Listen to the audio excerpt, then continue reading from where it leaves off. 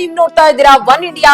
ನಾನು ಅಕ್ಷತಾ ಕುಲಕರ್ಣಿ. ಬೆಂಗಳೂರು ನಗರದ ಚಿಕ್ಕಪೇಟೆ ವ್ಯಾಪ್ತಿಯ ಕುಂಬಾರಪೇಟೆ ಬಳಿ ಭಾರೀ ಅಗ್ನಿ ಅವಘಡ ಸಂಭವಿಸಿದೆ. ಹಾರ್ಡ್ವೇರ್ ಗೋದಾಮಿಗೆ ಆಕಸ್ಮಿಕವಾಗಿ ಬೆಂಕಿ ತಗುಲಿದ್ದು ಸ್ಥಳದಲ್ಲಿ ಆತಂಕದ ವಾತಾವರಣ ಸೃಷ್ಟಿಯಾಗಿದೆ.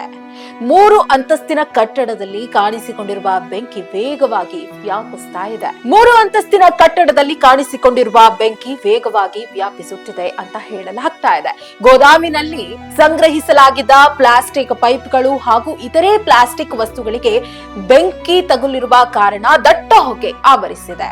ಘಟನೆಯ ಮಾಹಿತಿ ತಿಳಿತಾ ಇದ್ದಂತೆ 4 ಅಗ್ನಿಶಾಮಕ ವಾಹನಗಳು ಸ್ಥಳಕ್ಕೆ ದೌಡಾಯಿಸಿ ಬೆಂಕಿ ನಂದಿಸುವ ಕಾರ್ಯದಲ್ಲಿ ನಿರಂತರವಾಗಿ ಕಾರ್ಯಾಚರಣೆ ನಡೆಸ್ತಾ ಇದ್ದಾರೆ. ಇನ್ನೂ ಸಹ ಬೆಂಕಿ ಸಂಪೂರ್ಣವಾಗಿ ನಿಯಂತ್ರಣಕ್ಕೆ ಬಂದಿಲ್ಲ ಎಂಬ ಮಾಹಿತಿ ಲಭ್ಯವಾಗಿದೆ. ದಟ್ಟ ಹೊಗೆಯಿಂದಾಗಿ ಸ್ಥಳೀಯರು ಆತಂಕಕ್ಕೆ ಒಳಗಾಗಿದ್ದಾರೆ. ಸದ್ಯದ ವರದಿಯ ಪ್ರಕಾರ ಈ ಘಟನೆಯಲ್ಲಿ ಯಾವುದೇ ಜೀವಾಪಾಯ ಸಂಭವಿಸಿಲ್ಲ.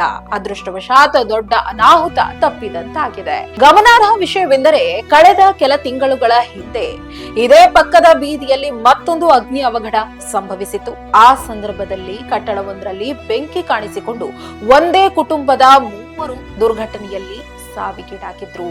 ಆ ಘಟನೆ ಮಾಸುವ ಮುನ್ನವೇ ಇದೀಗ ಮತ್ತೊಂದು ಅಗ್ನಿ ಅವಘಡ ಸಂಭವಿಸಿರುವುದು ಸ್ಥಳೀಯರಲ್ಲಿ ಆತಂಕ ಹುಟ್ಟಿಸಿದೆ. ಸದ್ಯ ಅಗ್ನಿಶಾಮಕ ಸಿಬ್ಬಂದಿ ಬೆಂಕಿ ನಿಯಂತ್ರಣಕ್ಕೆ ತರಲು ಶ್ರಮಿಸ್ತಾ ಇದ್ದು ಘಟನೆಗೆ ನಿಖರ ಕಾರಣ ತಿಳಿದು ಬರಬೇಕಾಗಿದೆ.